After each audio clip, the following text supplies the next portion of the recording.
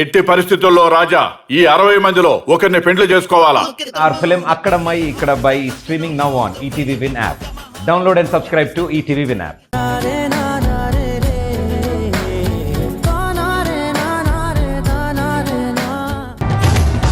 ఇందులో తెలియడానికి ఏముంది? నీ చూపే చెప్తుంది కదా. నువ్వేదో నన్ను అనుమానంతో చూస్తున్నావని. నేనేం చేయలేదు. ఇంకా నేనేం అడగలేదు.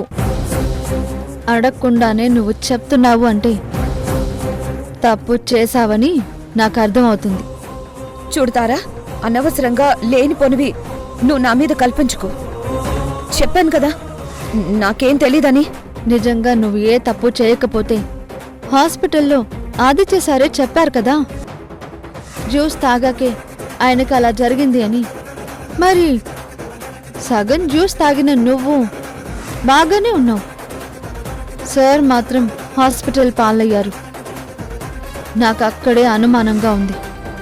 ఆ అనుమానం ఇందాక గదిలో చూసేసరికి నిజమైంది. నువ్వు జ్యూస్ తాగలేదు, ఆయన పక్కనున్న మొక్కలో పోసావు. మందు కలిపిన జ్యూస్ కాబట్టి మొక్క వాడిపోయింది. నిజం చెప్పు, లేదంటే ఈ మాటని నేను సృజనకు చెప్తాను. అప్పుడు నీ పరిస్థితి ఏమవుతుందో నువ్వు బాగా ఆలోచించుకో. చూడతారా, అనవసరంగా నువ్వు నా మీద అనుమానాన్ని పెంచుకుంటున్నావు. నేనేమీ చేయలేదు, నాకేమీ తెలీదు. రోజు సార్కి ఆ టైంకి జ్యూస్ తాగడం ఆయన అలవాటు. అలాగే జ్యూస్ తీసుకెళ్ళి నేనిచ్చాను. ఆయన నాకు సగమిచ్చారు. నేను తాగును అనేసరికి ఆయన వేగంగా తాగి వెంటనే పడిపోయారు. ఆ కంగారులో హాస్పిటల్కి తీసుకెళ్ళాలి అన్న టెన్షన్లో నేను జ్యూస్ గ్లాస్ పక్కనే పెట్టాను. ఆయన్ని తీసుకెళ్తున్న క్రమంలో ఆ గ్లాసు పొరపాటున పడినట్టుంది. ఆ మొక్కలో పడింది. అక్కడే మరకలు కూడా అయ్యాయి. అంత మాత్రాన నేనే తప్పు చేసినట్టుగా నువ్వు నన్ను అనుమానించడం కరెక్ట్ కాదు. ఏంటి, చాలా తెలివిగా సమాధానం చెప్పాను అనుకుంటున్నావా? తప్పు చేసి తప్పించుకోగలను అనుకుంటున్నావా? చూడతారా, నేను నీకు మళ్ళీ మళ్ళీ చెప్తున్నాను, నేను ఏ తప్పు చేయలేదు. అనవసరంగా నువ్వు నా గురించి లేనిపోనివి చెప్పినా సృజన ఏమీ నమ్మదు. నేనే చేశాను అని అనడానికి సాక్ష్యం కూడా ఏం లేదు కదా. అయినా జ్యూస్లో నేనేం కలుపుతాను? అయినా నాకేం అవసరం? నీ బుద్ధి ఏంటో నాకు ముందే అర్థమైంది. సృజన ప్రెగ్నెన్సీ పోవడానికి నువ్వు మూలికల పొడి చేసి తనకిచ్చే పాలల్లో కలిపావు. చివరి నిమిషంలో నేను తెలుసుకున్నాను కాబట్టి తనకి ఏం కాలేదు. ఇప్పుడు సార్ విషయంలోనూ ఇలా జరిగింది.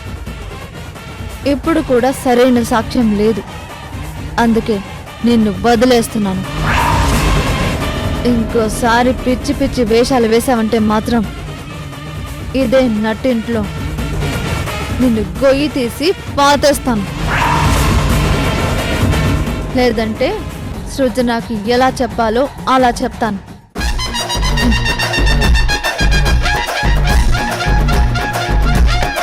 అమ్మ తారా, నువ్వు మొత్తానికి కనిపెట్టేశావు. నాకే వార్నింగ్ ఇస్తున్నావు. ఇప్పుడు నేనేం చెయ్యాలి?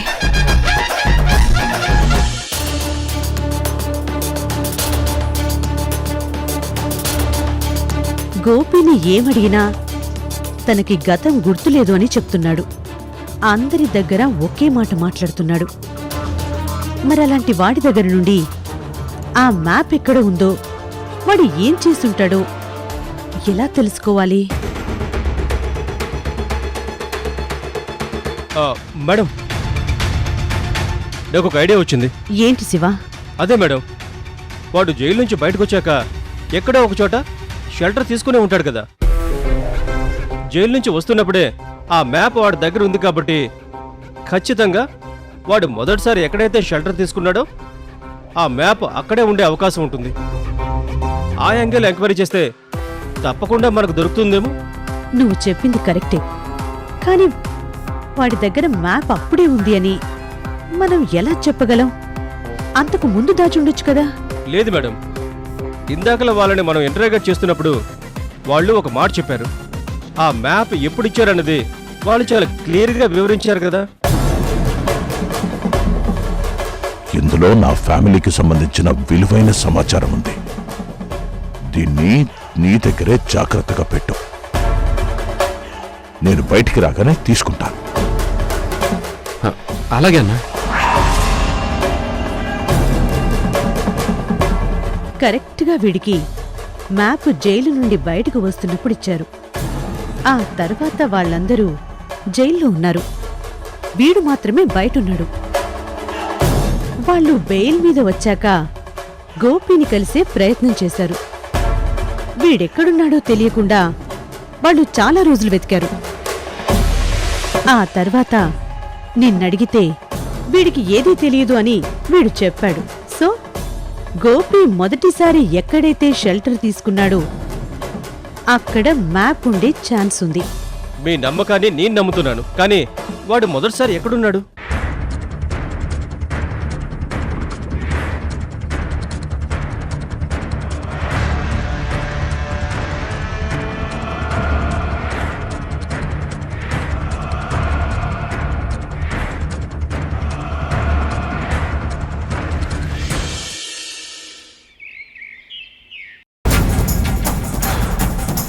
బాబు బాబు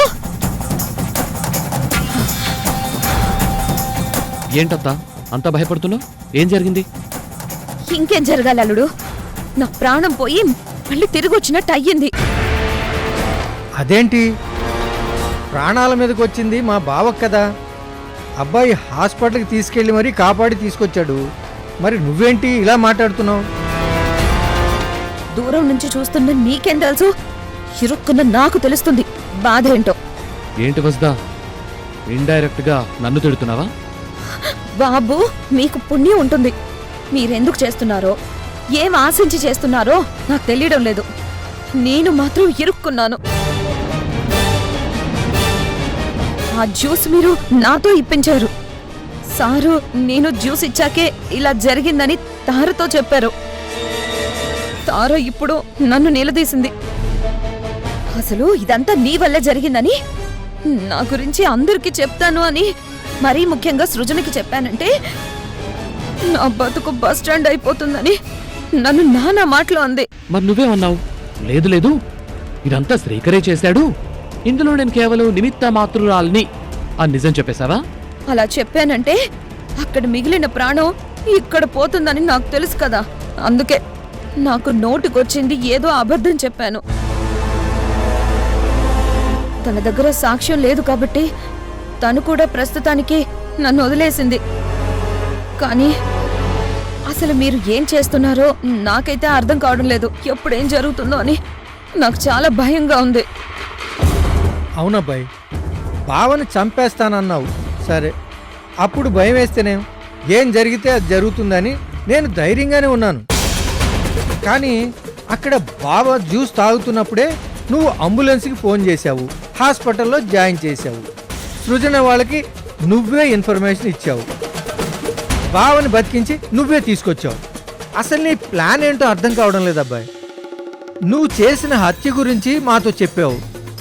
ఇదంతా ఎందుకు చేసావో అది కూడా చెప్పు, లేదంటే తట్టుకోవడం చాలా కష్టంగా ఉంది అబ్బాయి. ఇంతేనా మీరు నా గురించి ఆలోచించింది? ఇదేనా ఇన్ని రోజుల్లో మీరు నా గురించి తెలుసుకుంది? మీరెంతో తెలివైన వాళ్ళు అనుకున్నాను, కానీ ఒట్టి దద్దమ్మలని నాకిప్పుడే అర్థమైంది.